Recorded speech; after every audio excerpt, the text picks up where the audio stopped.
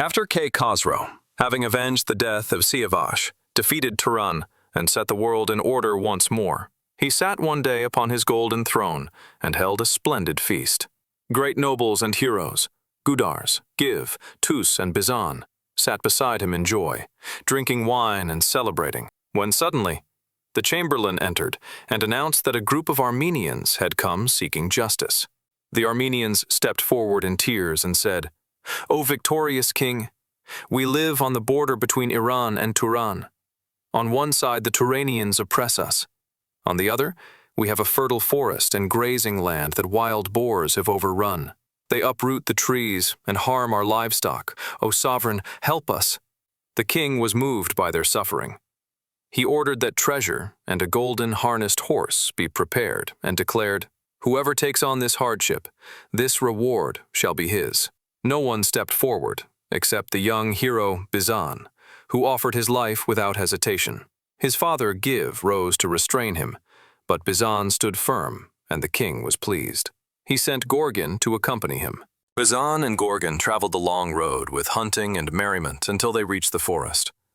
Seeing the devastation, Bijan grew furious and told Gorgon to prepare so they could finish the task. But Gorgon refused to help and fell asleep. Alone, Bijan charged into the forest and attacked the boars with his steel dagger.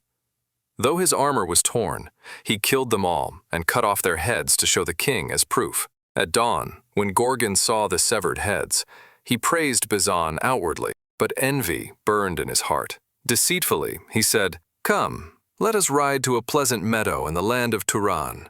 There is a festival ground filled with flowers and nightingales, a place of moon-faced beauties. Manijeh, the daughter of Afrashab, shines there like the sun. If we hurry, we can capture those fairy-faced maidens and take them to the king." Unaware of Gorgon's treachery, Bijan's heart leapt with excitement. The two riders, one seeking honor, the other driven by deceit, mounted their horses and galloped toward the festival ground. In a single day, they passed beyond the forest and reached a green meadow.